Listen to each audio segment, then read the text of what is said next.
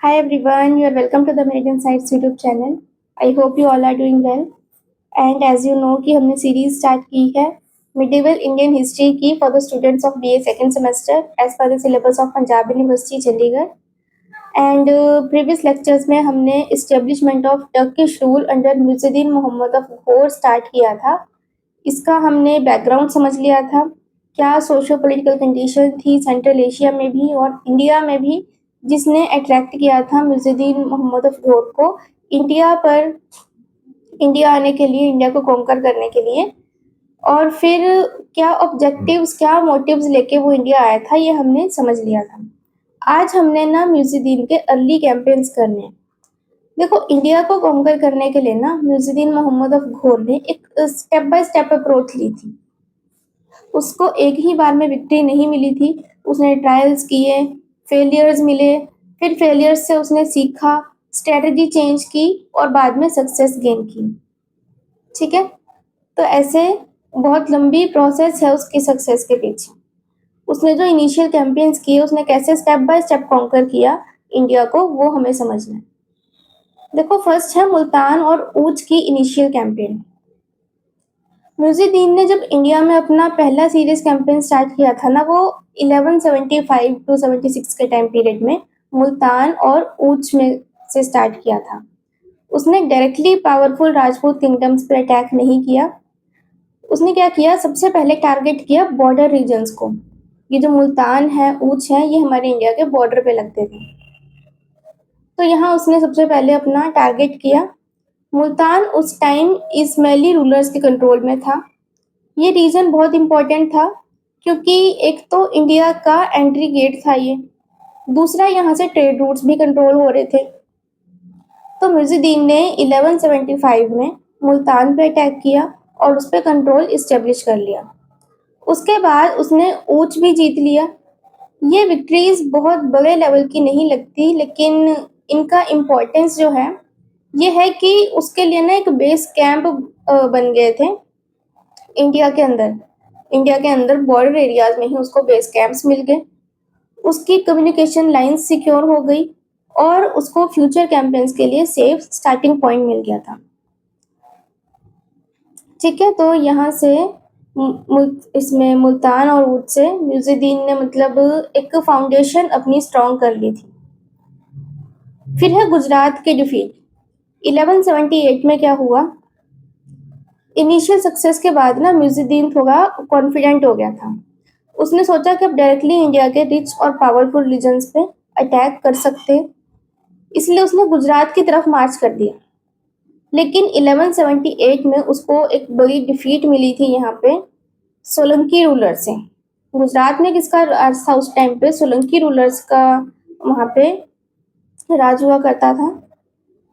तो जनरली मूल राज टू इसका नाम था सोलंकी रूलर का.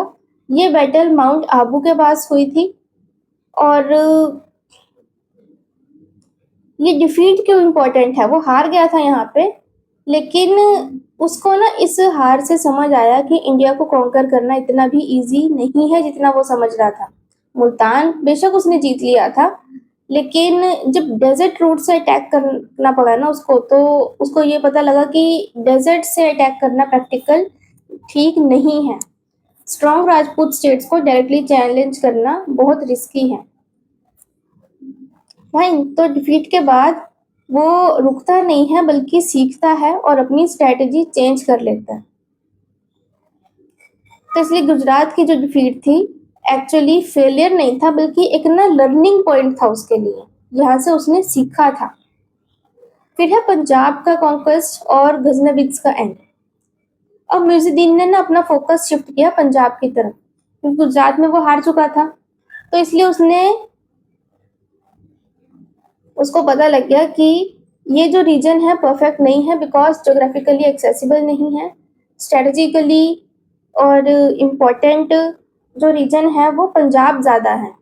और पंजाब जो है वो जोग्राफिकली एक्सेसिबल भी है, वहाँ पे डेजर्ट्स नहीं है, माउंटेनियस भी नहीं है, जो कि गुजरात में इसका उल्टा था. फिर वहाँ से पहले गजनविद एम्पायर वीक हो रहा था. पंजाब में ऑलरेडी गजनविद एम्पायर जो है वो काफ़ी वीक हो चुका था, इसलिए उसने धीरे धीरे पंजाब के एरियाज को कैप्चर करना स्टार्ट कर दिया। ये एकदम सिस्टमेटिक प्रोसेस था, एक ही बार में नहीं बल्कि स्टेप बाय स्टेप ही उसने किया था। इस फेज का सबसे इम्पोर्टेंट मोमेंट था 1186 में लाहौर का कैप्चर।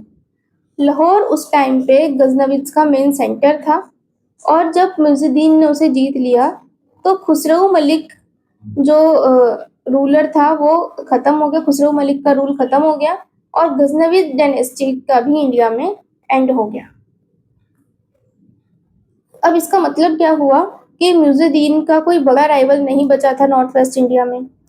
उसने एक strong political plus military base बना लिया, और उसकी जो सप्लाई लाइंस और कम्युनिकेशन थी ना वो बिल्कुल सिक्योर हो गई थी।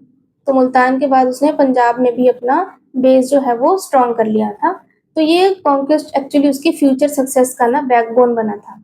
और पंजाब, रज़ा याद रखना कि आज का पंजाब नहीं है ये, इसमें आपका सारा पाकिस्तान, हिमाचल प्रदेश, हरियाणा सारा इंक्लूड होगा। पहले बहुत बड़ा पंजाब था, पार्टीशन के बाद वाले पंजाब की बात हम नहीं कर रहे हैं। तो उस टाइम का जो पंजाब था, आपने मैप देखा होगा, वो वाला पंजाब उसने कॉन्कर कर लिया था। फाइन। फिर नेक्स्ट है इंडो गैंगेटिक प्लेन के लिए प्रेपरेशन। पंजाब जीतने के बाद मुइजुद्दीन ने तुरंत आगे अटैक नहीं किया, उसने थोड़ा रुक के प्रॉपर प्रेपरेशन की, अपनी आर्मी को स्ट्रांग बनाया, मिलिट्री ऑर्गेनाइजेशन इम्प्रूव की, और इंडियन रूलर्स की जो सिचुएशन थी ना उसको एनालाइज किया। अब उसका नेक्स्ट टारगेट क्लियर था कि नॉर्थ इंडिया के पावरफुल जो राजपूत रूलर्स हैं, स्पेशली पृथ्वीराज चौहान का उस टाइम पे रूल था, उसको उसने टारगेट किया। और यहाँ तक आते आते स्टेज कम्प्लीटली सेट हो चुका था कि एक बड़े क्लैश अब करना है, और यही जो क्लैश है आगे चल के डिसाइड करता है कि नॉर्थ इंडिया पर कौन रूल करेगा। ठीक है। फिर इसके बाद ना बैटल्स हुई थी तराई की। तराई की जो बैटल्स है ये दो अलग अलग क्लैशेस थी। और एक साइड पे तो मुइजुद्दीन मोहम्मद ऑफ घोर था, जो अपनी स्ट्रेटजी, प्लानिंग और मॉडर्न टैक्टिक्स यूज करता था। और दूसरी साइड पे था पृथ्वीराज चौहान, जो ट्रेडिशनल राजपूत ब्रेवरी और वॉरफेयर स्टाइल पे डिपेंड करता था। इन दोनों के बीच जो बैटल्स हुई उन्होंने लिटरली हिस्ट्री के डायरेक्शन को चेंज कर दिया। ये जो बैटल्स है ना, फर्स्ट बैटल ऑफ तराई हुई थी 1191 में, जिसमें राजपूत्स की विक्ट्री हुई थी। फिर सेकेंड बैटल ऑफ तराई में 1192 में राजपूत्स हार गए थे और इसको मुइजुद्दीन मोहम्मद ऑफ घोर को जीत मिली थी। ये हम ना नेक्स्ट वीडियो लेक्चर में कवर करेंगे, बैटल्स ऑफ तराई। और अगर आपको नोट्स बाय करने हैं इस कंप्लीट सिलेबस के मिडिवल इंडियन हिस्ट्री के, तो आप मेरे व्हाट्सएप नंबर पर मुझे मैसेज करके बाय कर सकते हैं। Thank you so much. और वीडियो अगर हेल्पफुल है, आपको अच्छी लगी है, तो प्लीज़ लाइक शेयर सब्सक्राइब ज़रूर करें। अपने फ्रेंड्स के साथ ज़्यादा से ज़्यादा शेयर करें चैनल को आगे बढ़ाने के लिए। और आपके एग्ज़ाम के लिए आपको all the best, my best wishes. Thank you.